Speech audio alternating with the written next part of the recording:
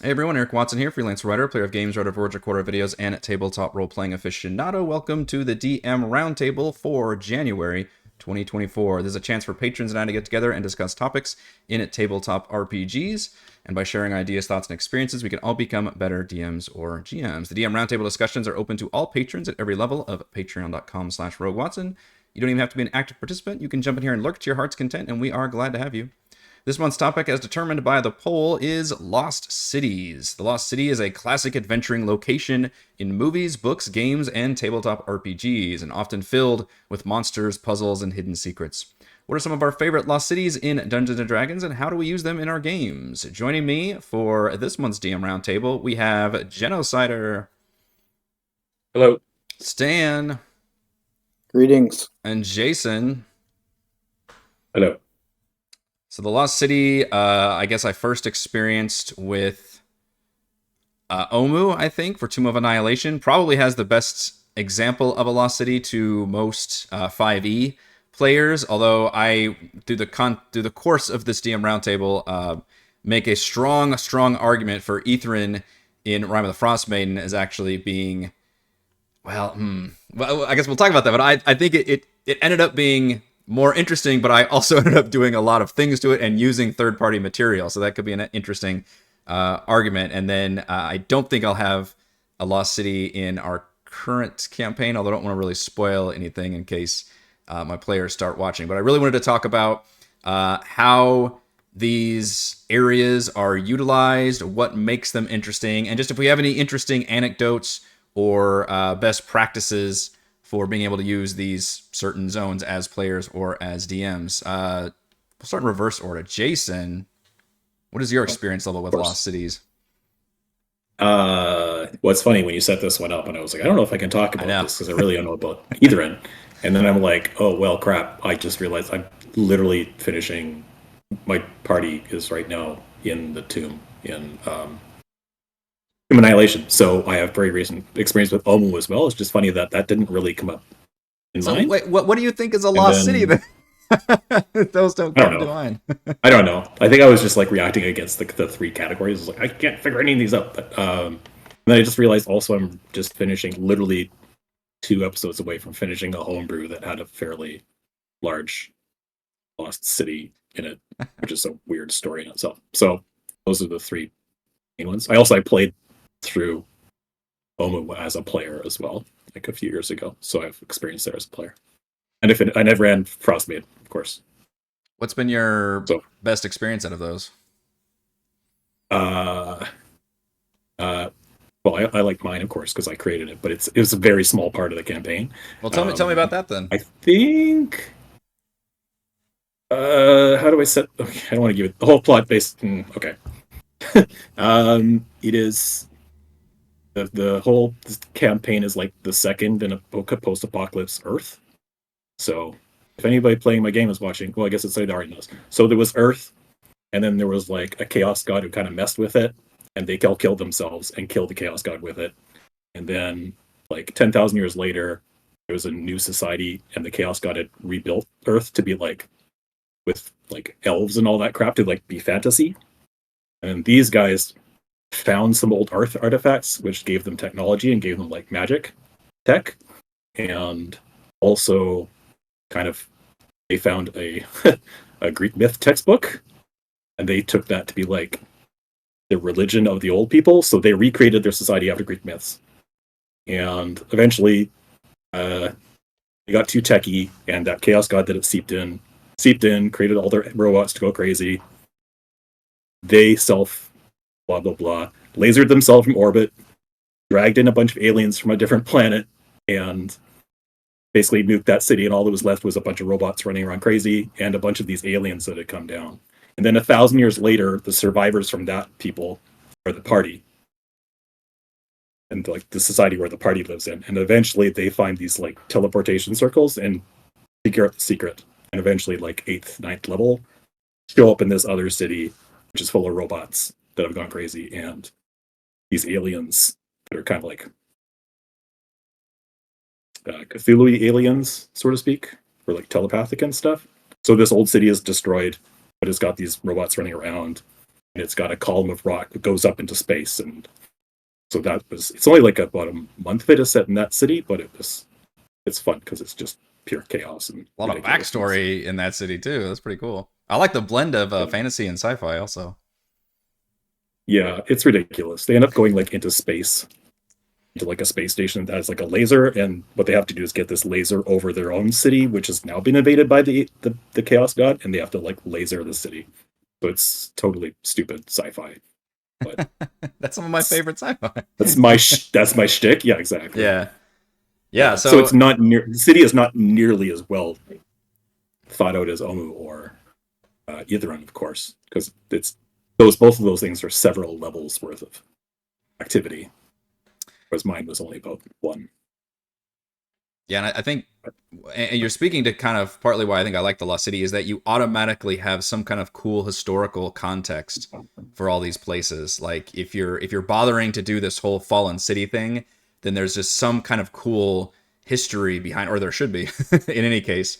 And the players can usually either that's part of like their main puzzle, or it's just part of some cool background information, or it like constructs the theme around through which they're getting to explore that space. Yeah, it's all about mystery is kind of the key factor there. Stan, let me know about some good Lost City experiences, including either of the ones we've talked about. My favorite is Zach Saroth from Dragonlance. Okay. Going old school. Old school Dragonlance, yeah. I got to run that as a DM when I was a kid, junior high school. And, if you read the books, Dragons of Autumn Twilight, the original, that's one party's run through Zach Saroth. And they take a shortcut and they skip 80% of what's in the module. Yeah. Because the books came out with the module. So you get the official party's run, but there's so much more in the module. I have not read the module, so that's interesting. The module's gold. There's the city is so much fun to run through, and it's controlled by an adult black dragon, Chrysaneth and or Onyx, depending which name you want to call her by. And so the party first encounters her up above and gets waxed. Like that was one of the most heroic moments of the game. And call back to my girls campaign that I ran. It's like one of the cleric goes Marine Corpsman. Like two characters are down. The other ones, I think one character's dead. Two are unconscious. She's the only one standing. She's grabbing, making athletics checks to run them into the temple. Runs back out. I don't care if the dragon's out here or not. I'm not leaving my friend's body behind. Grabs them and pulls them into the temple to get them resurrected. Nice. And then they go all the way to the bottom, making friends along the way. And so when they finally had the rematch, they've got 4 allies with them, and the fight ended with all their allies are on the ground. Several of the party members are under frightful presence, so they can't engage melee. And the cleric is standing between the exit and the dragon over the bodies of her fallen allies and say, "You've caused enough pain today. It ends here." Nat 20 kills the dragon. Nice. As it's running towards her. And it was like, you can't ask for a better end. Yeah. But there was, there's the Gully Dwarves there, so they make friends with Bupa, who is a fun character to run as a DM. It is from the book, I recall. But one of the things I loved about the way Dragonlance did their Lost Cities was there are apparitions or ghosts that retell the story of what was going on when they were destroyed by the cataclysm. So they meet one guard that's still on guard duty waiting to be relieved. And if they go up and they speak to him and say, "Hey, your time of service is over. You can go rest now." He'll go, "Thank you," and disappear, and you can get his magic armor. There's the tax collector that's been waiting for this one guy to come pay his tax bill. He's collected taxes from everybody else in the city. And gosh darn it, I'm not quitting until I get this guy's money. And the party comes in, and they have to deal with an angry tax collector. And they have to pay in the city's currency, not current currency. I feel like also the Lost Cities lend themselves to these big cinematic moments. In my experience, also, like all these, like they've always had like these just big. I don't know if there's just corners of them with these cool action set pieces, or there's some kind of large ancient enemy involved, or maybe it's just because they tend to happen near the end of a campaign, and that tends to be the big like revealing final set piece, and so obviously that's going to have some big payoffs and big cinematic moments, and maybe that's partly why I just love them. Like you're not going to stumble on a Lost City and like typically in a low level situation unless somebody has experience like They that. I'd love to did. hear it. Oh, was They it? did. They ran into that when they were level 4 That's and true. I let it guess turn Dragon's into Bottom level Twilight's the 5. first book. Yeah, Uh huh. yeah. Well, what I did was because I hate Chapter 4 of Horde of the Dragon Queen so badly, and I've multiple DM roundtables heard me That's rant the about that. travel chapter. Yeah. The travel. So I ripped that out and I put Zach Saroth in place of it. Okay. They had one of their their NPC friends had a curse, and you had to go to this temple, and they found out they have to beat a dragon to get the cure. And so that's what they did, and it turned out, you move some things around and add some plot and whatnot, but still using that device of the apparition ghosts to tell the story. And they had to unravel what happened to Zach Saroth because I put it right in the middle of the High Moors and the realms and not Dragonlance at all, and drop it in and made it work. And they had no idea I ripped something from the 1980s and dropped it into Horde of the Dragon Queen, and they said that was our favorite chapter. Okay. Nice. The 5e Dragonlance campaign also has a Lost City. I have not got my hands on that one yet. Maybe don't, because I may run that one and I may run it as a patron game. I don't know, because I do really. Part of me is still sad that I'm not running it for my live streaming game, because I did like that campaign a lot, and I would have been 3 for 3 on doing Lost Cities in a row, because it does have a pretty cool Lost City. Again, not spoilery, but of course it is towards the end. And it does have some cool, like, story context and some cool big cinematic moments. And I think it, especially running it on a virtual tabletop, it's a good mix of like not having to do a direct dungeon crawl of like minute room to room, or having just too big of an area to move around in. So you're looking at an overland map, but the players can still kind of look at it and be like, okay, well, we're gonna go over here and do this thing, and you can make a little token on that map and show them, and then you treat it like a video game, like an old school, like go down to like the minute level of, okay, well, now you've run into the random encounter, the scripted encounter, whatever, and now we're fighting on the actual map that's got the city, the crumbling streets or the fountain or whatever's going on. And I find that to be a really effective tool and a way to break up, especially the traditional dungeon crawl where they're just moving on a grid map, so that we get kind of the best of both worlds. You can do kind of the overland map, but still allow you, because usually your players aren't necessarily making the choices when you're doing overland travel. You're just like, oh, we got to go to A to B, so you're going along this road, and then the DM is like, all right, well, here's what happens, and then here's what happens, which is why a lot of us don't particularly like travel that much.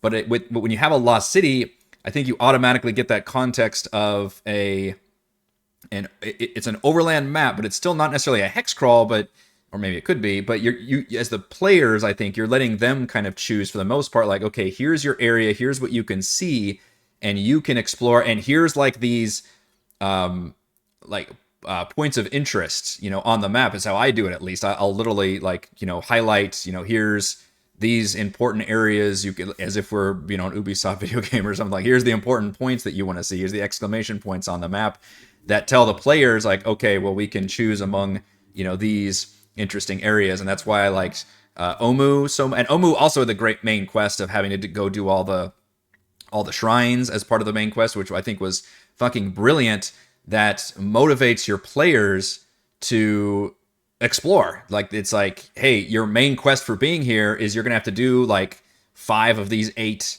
areas. And then I totally ripped off that with the help of the Magic Towers of Ithrin. I forget what exactly it's called, but the one from the DM's Guild for Dan Con's. yeah. Shout out to Dan Towers. Con, amazing. By the way, he's coming out with a new product end of January. I'm going to be reviewing that pretty soon.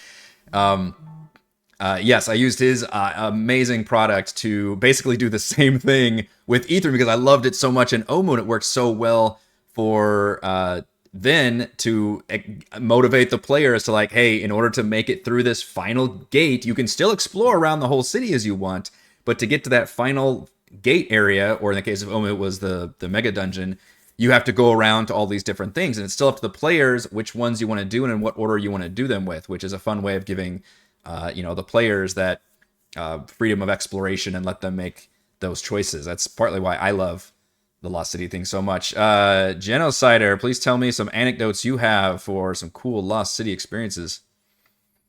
So the game I'm DMing right now, I used JVC's Hard Flint Hall as kind of like a starter adventure. Okay, yeah.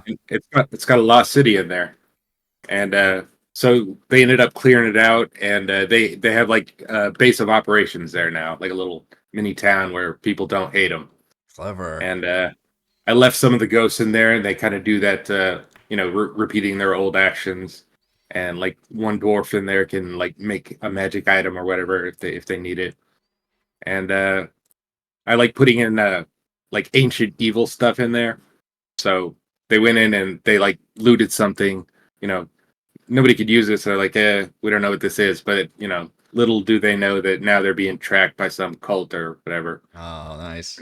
What level when you let them clear out to get a base of operations? What level were they? They were 5 at the end. Okay. So right after that, I rolled into Storm King's Thunder, but they still got like that little base and kind of this ongoing, lingering enemies from the first game. So I guess that's an example what's the module you're referring to?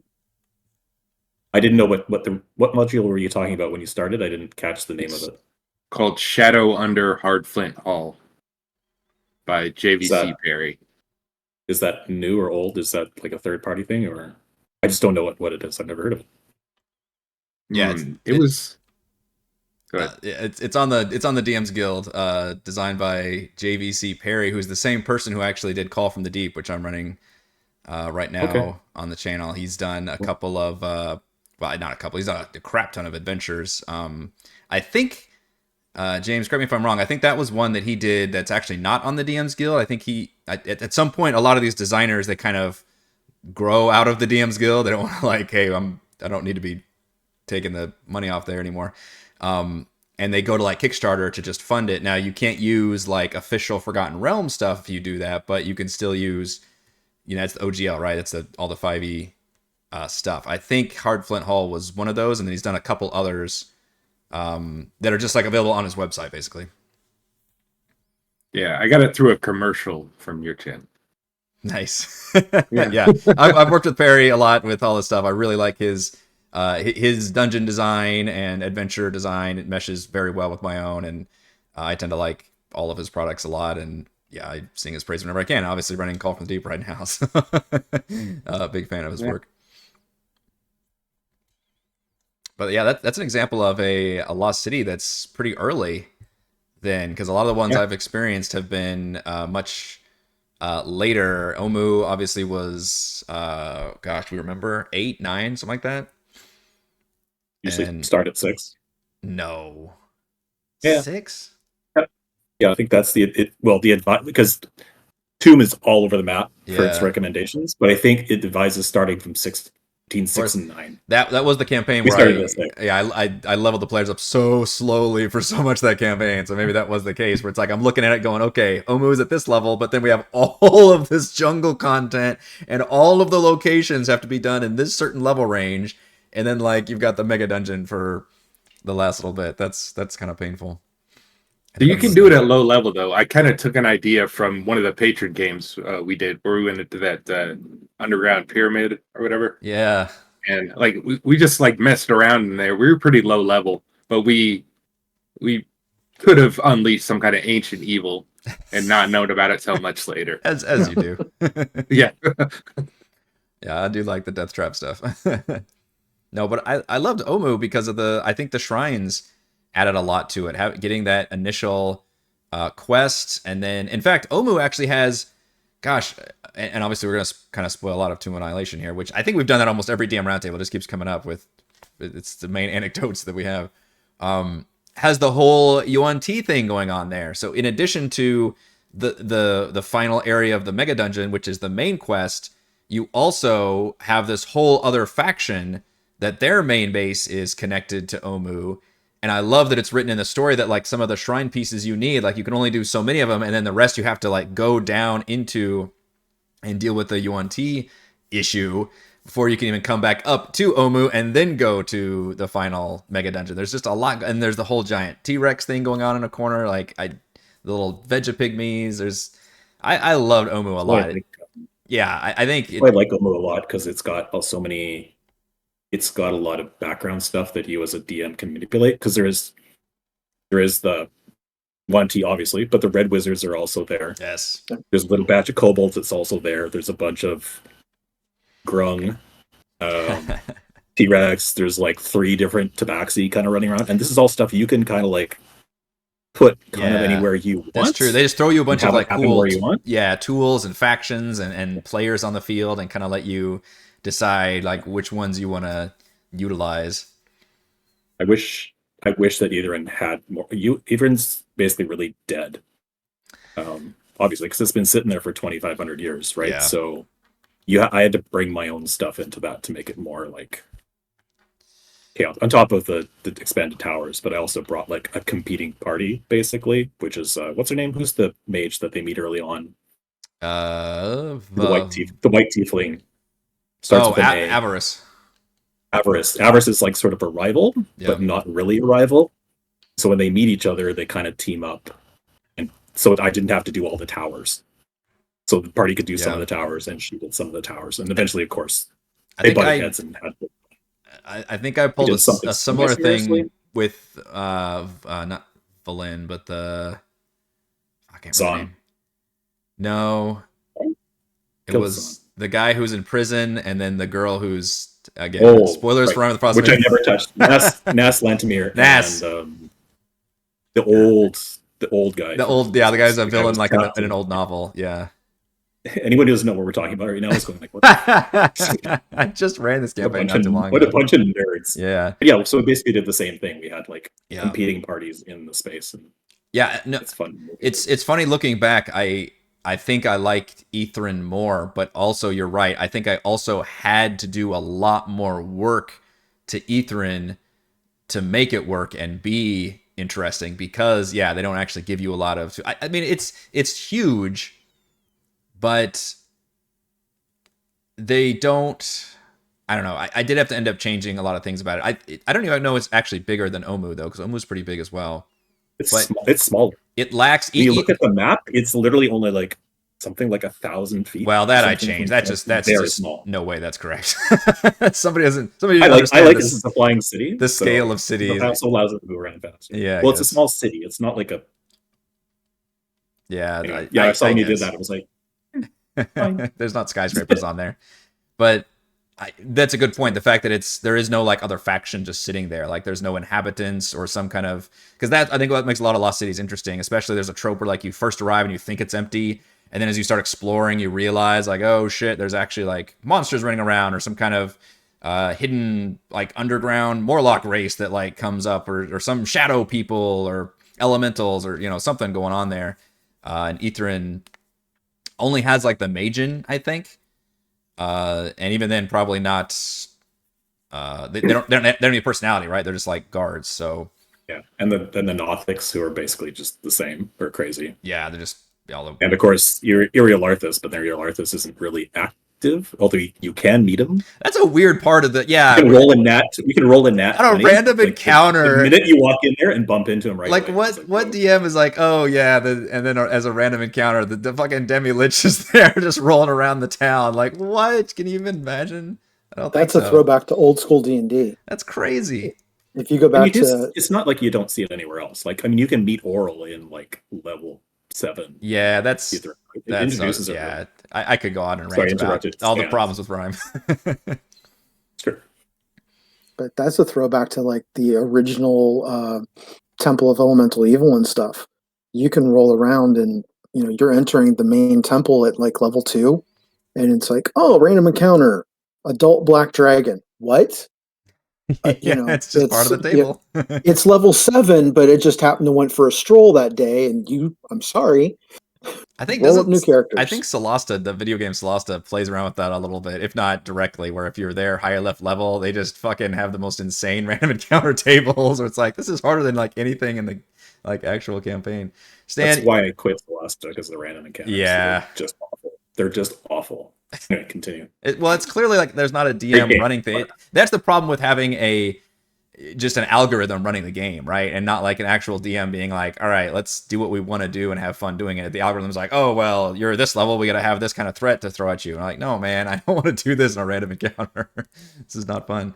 But Stan, I was going to ask you, as the experience with all of the older D&D modules, do you have any good lost cities? I'm trying to remember like the maps I've got on the posters, Yeah. what would qualify. You had a lot of it was much more of like a site locations, like I mean, they were I'm like thinking the old huge castle. dungeons, yeah. Well, some of them would be huge dungeons, but you had like Baltron's Beacon is a popular module from back then, but it was like a castle.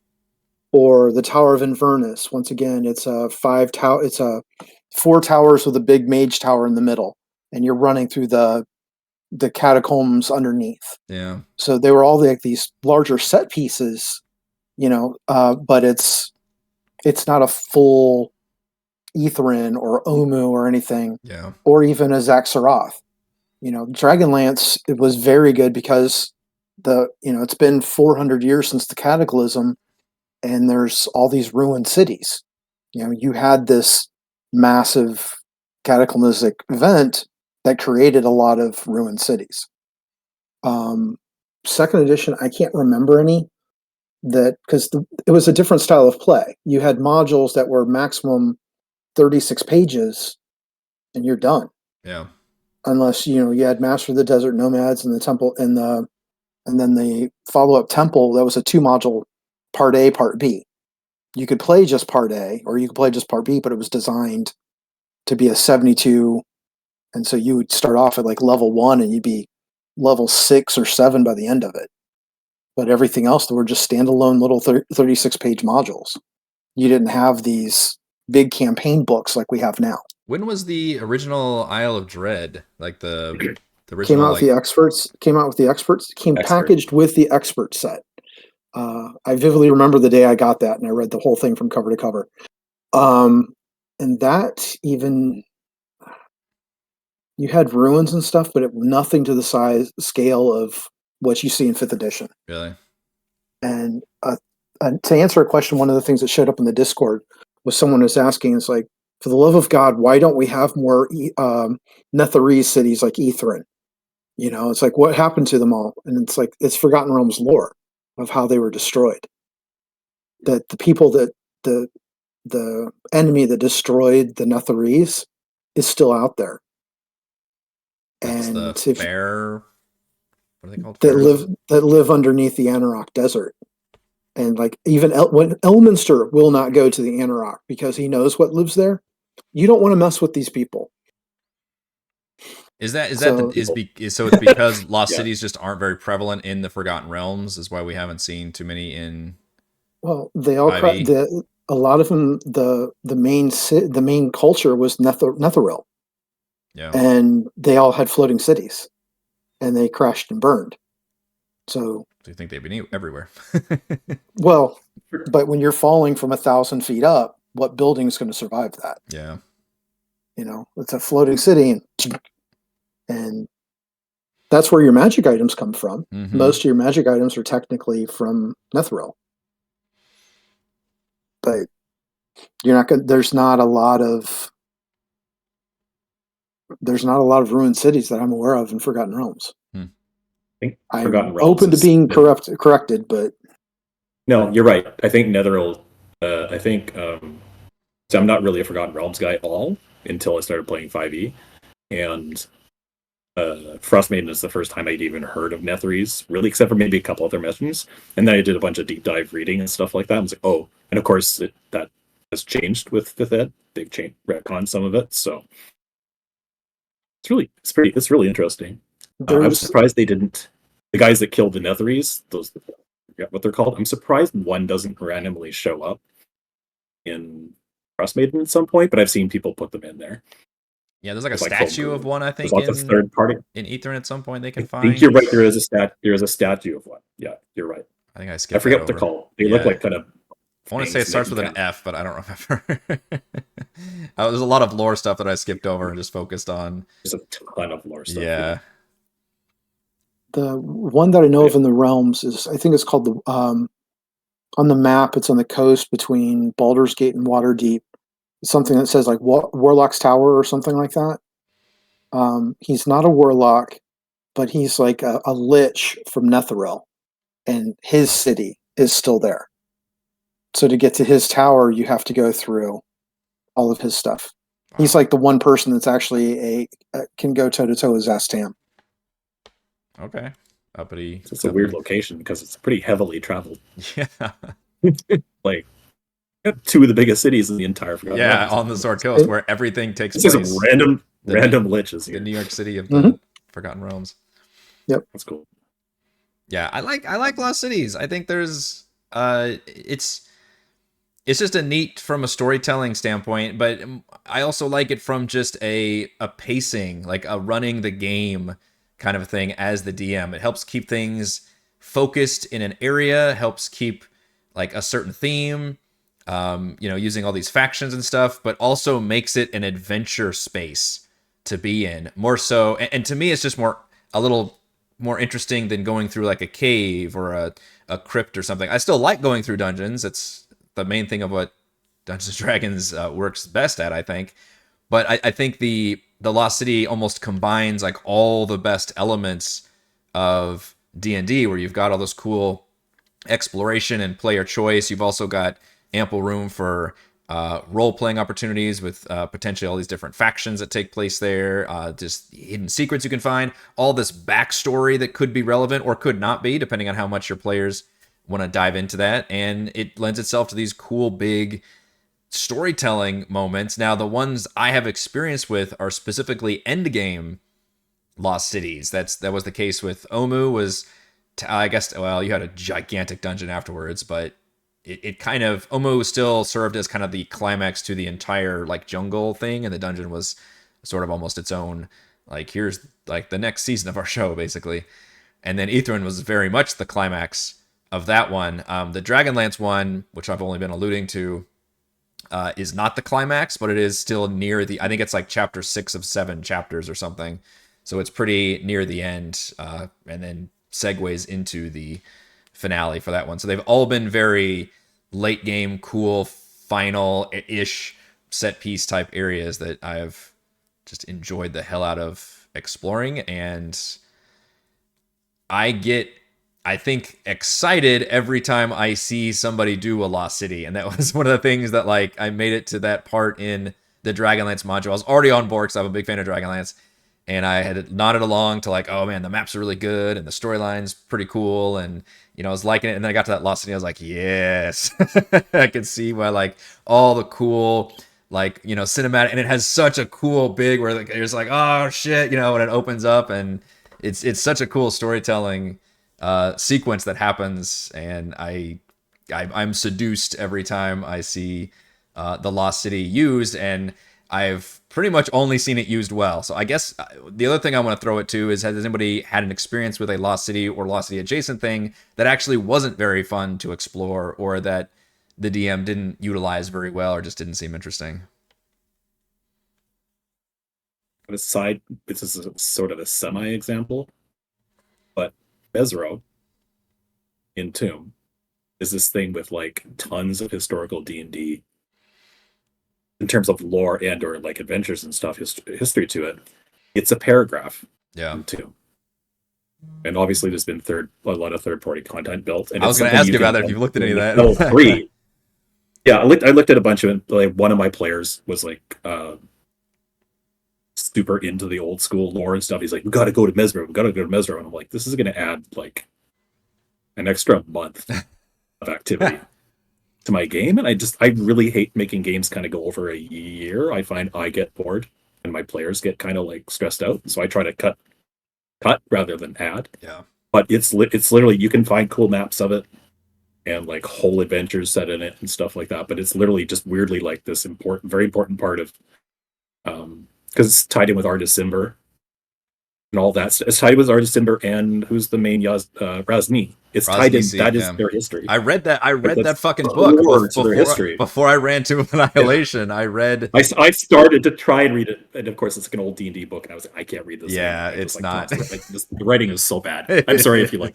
No, I loved it. Loved that shit when I was like 15. Exactly. Now I cannot deal with it. But yeah, I also did a bunch of backstory, and I'm like, oh, this is actually really cool. Like there were paladins, and like this Mesro is now like in an alternate realm or something. It still exists, so there's a whole thing there. Yeah. But yeah, it's literally a paragraph in the writers of Tomb. That's odd. It is. That's a good just point. kind of like to the side, you know. I mean, yeah, that's a good point.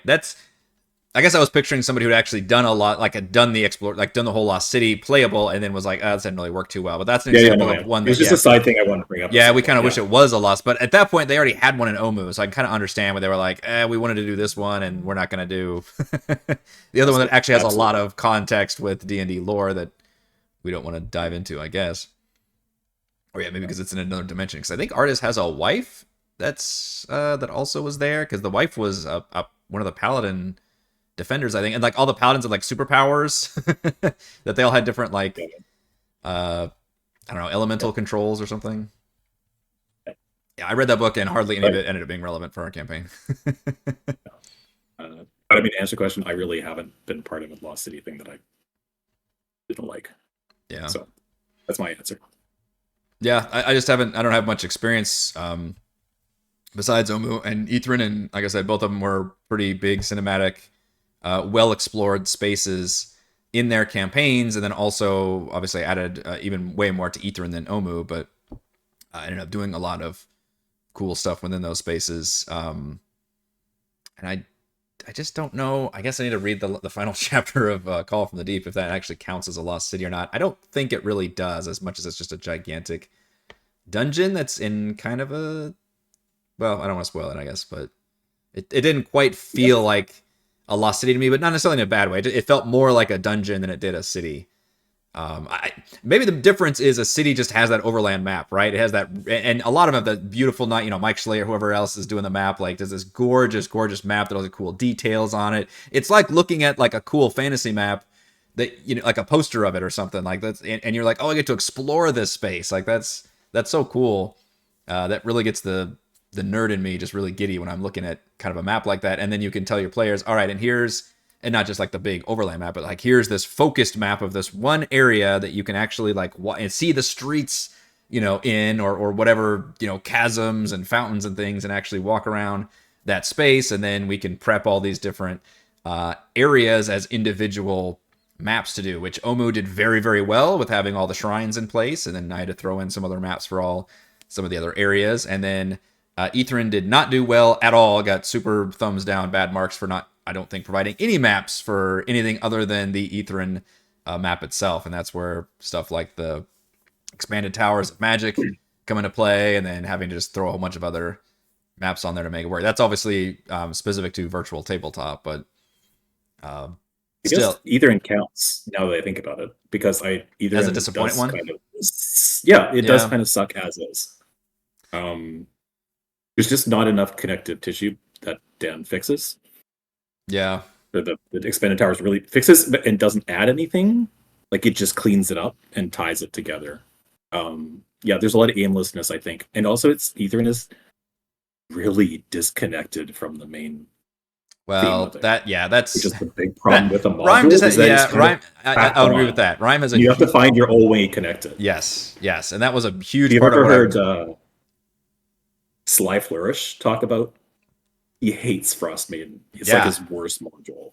He just rips it apart. You get any chance that he gets a chance to rip on Frost Maiden, it's very funny. I totally would not. Yeah, and I would not die on the hill of defending that module at all. I loved the campaign I ran, but I had to put so much work into making that story work and creating those connective tissues. And now that I think about it, a lot of the factions that were in Ithrin for me were factions I brought in there literally like with the players in some cases, or a couple steps behind the players, where like all of the people that they'd met previously had managed to come to Ythryn. And I was really picturing like using Indiana Jones movies as a backdrop, where it's like the Nazis are there, in the fallen temple or the lost area, or they actually do it. I don't think they actually do a lost city in any of these movies, do they? Like an actual lost city? It's usually like some hidden fucking temple. It's like a temple.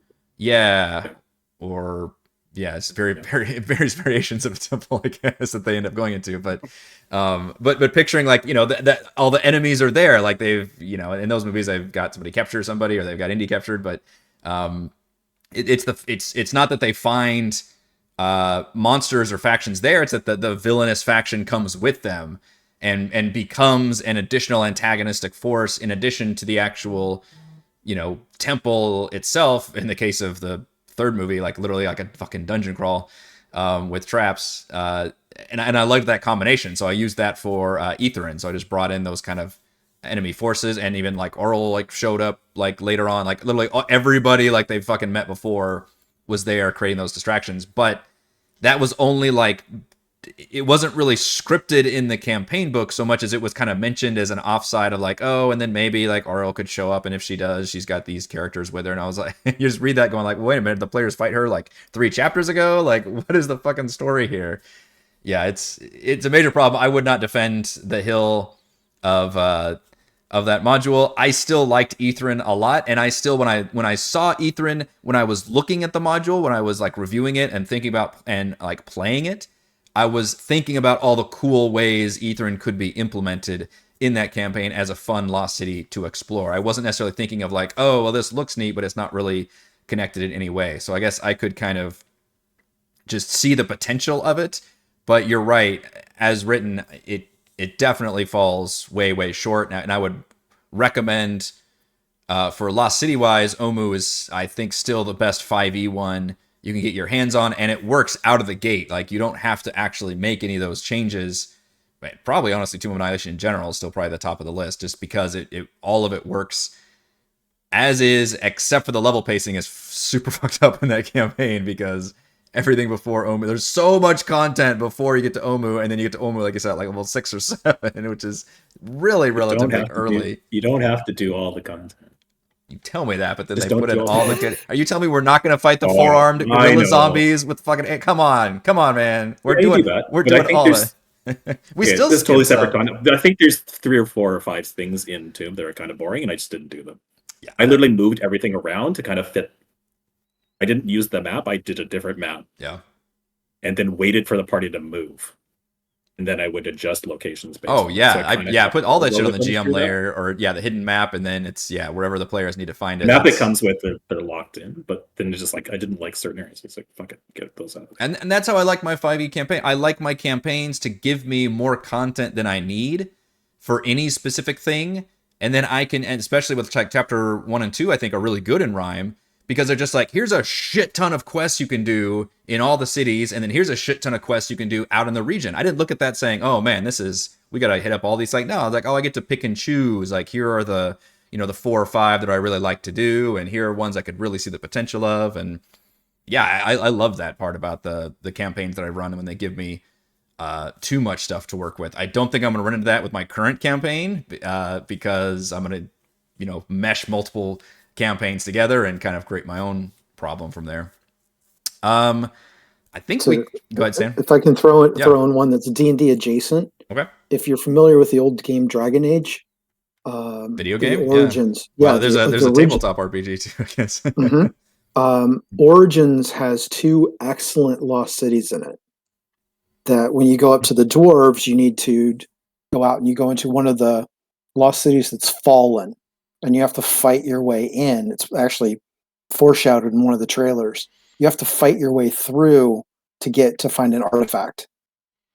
And so you're actually going into an enemy, a darkspawn held city that fell hundreds of years ago. And so that's one thing. But if you go into the elven part of the campaign, you're fighting an elven city that fell hundreds of years ago, and it's populated by undead. And one of the things I like what they do is it's one of the ways you unlock subclasses. So like with the elves, there's a really powerful scene you find a soul gem, and it's got the soul of a fallen elven knight, kind of like an eldritch knight. And he goes, he doesn't even remember his name. He's been locked in here so long, but he goes, "But I can teach you what I know.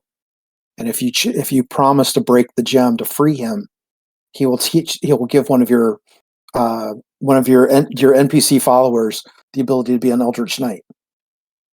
And then you break him, you release him, and they now are an eldritch knight." And so it's some of the things you can do with a lost city is you can use it. Hey, the MacGuffin's hidden here, and we need this the defeat Zastam or whatever. Or hey, there's key magic items for your different characters. Or hey, if you do this ceremony in a temple, you now unlock the subclass. So it's a reason potentially, or a feat, if you don't want to do it at level 2 or 3. So different things that you can hide in your lost cities, taken from Dragon Age. Video games, I think, do a lot of cool lost cities, and I'm certainly inspired. I think, 3 of the 4 Uncharted games, literally the finale, it's almost a running joke by the end of that series, but they all the finale is you stumble upon this lost city of whatever, and then of course the villainous faction is going to be there, and then there's usually some elemental shadow people running around or something. And it always makes for rich, just cool cinematic moments and neat tie-ins to whatever that particular area is, and usually the theme is don't dig up this stuff. It usually is, it's almost the Indiana Jones thing of we need to let everything just rest, leave it alone, leave the grail there. Dragon Age is poke it as much as you can. You're looting the crap out of this place. Yeah. The D&D, it's fucking, we're grave robbers, we're going in, we're taking all this shit. Oh yeah. All right, final thoughts for Lost Cities. Genocide, I'll start with you. Yeah, I love them. It's a good place, I think, to hide your MacGuffins and your big baddies that you want to, use on later on. Sure. Stan, Lost Cities. I like them for lore dumps, and you can using that ghost apparition thing from Dragonlance of they can come in and they can actually watch the city fall. It's almost like the scene, they freeze and they see they get this download of what happened here, and it can really pull your players in to be emotionally invested into what they're about to walk into. Yeah, it's just a cool storytelling device in general, having the the cut scene with ghosts playing it out, and then have it be the fact that it's happening in the Lost City, so you get to see the extent to which it falls. Very cool. Jason, final thoughts for Lost Cities. I'm just going to build a little bit on what you said before. It's interesting. They're an interesting space of being in between traveling and a dungeon. And I think that's interesting play with time and space and long rests and short rests. And I find they tend to make players think more creatively, and they have a lot of room, like I was saying, to move pieces around and affect the narrative in a time-wise way that's different than a long crawl, because there's so many pieces close by, but they're not right there on top of the players, in the next room. Yeah. They're interesting, and I've only played through a couple of them. Yeah, I think you're right. Omo is the best, and Omo is the best map I've ever seen for Aussie campaigns. Yeah, it's just a great map. I would give that too. Yeah, I mean, Tomb just has so Perfect many good spacing pluses on it. I think I also like it because it gives the players their own agency.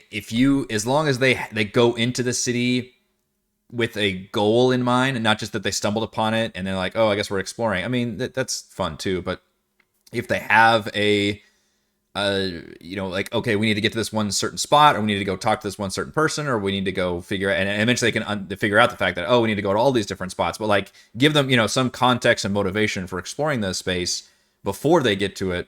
But then you can create, in addition to that, all these unique random encounters that can do such a good job of just reflecting what's going on there, whatever danger levels are there. Is it automated defenses? Is it just, carrion monsters running around, or is it actual factions that are also going on? You can tell so much of a story within that space. And that is probably the only time where like random encounters during travel can actually be really cool and interesting and fulfilling, because it's tied directly, it should be at least tied directly to what's happening in that city.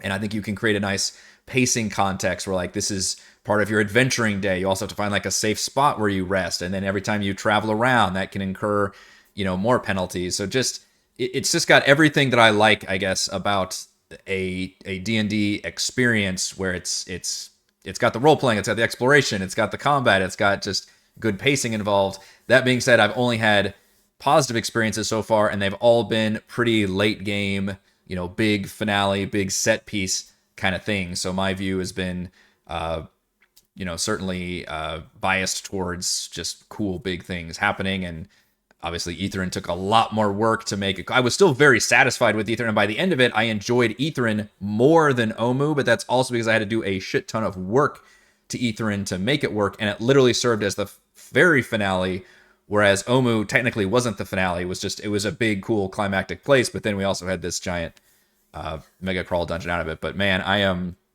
always excited when I see Lost Cities and Adventures, and I think it's just such a cool adventuring thing to explore. All right, I think that is going to do it for this month's DM Roundtable. Thank you so much to Genocider Stan and Jason for joining me, and to all the patrons for helping make these possible. Shout out to Platinum patrons Joe, Will, Thomas, Stan, Brandon, Genocider, Eclectic, Roleplay Roll, Christopher, Corey, Big Nut, John F, John L, Scott, Eric, Tyler, Nathan, Camp Crystal Counselor, Andrew, Daryl the Reldrin, Captain Woody 79, Stephanie, Andy, Patrick, Jason, Ismail, and gold patrons RPG Papercraft, Lumpy Spuds.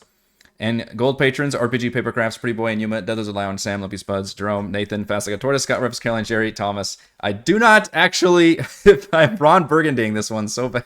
I didn't update this one since last time, so I'm just reading all the names. Go fuck yourself, San Diego. Thank you all for your support, and hope to see you again for next month's TM Roundtable discussion. Thanks, guys.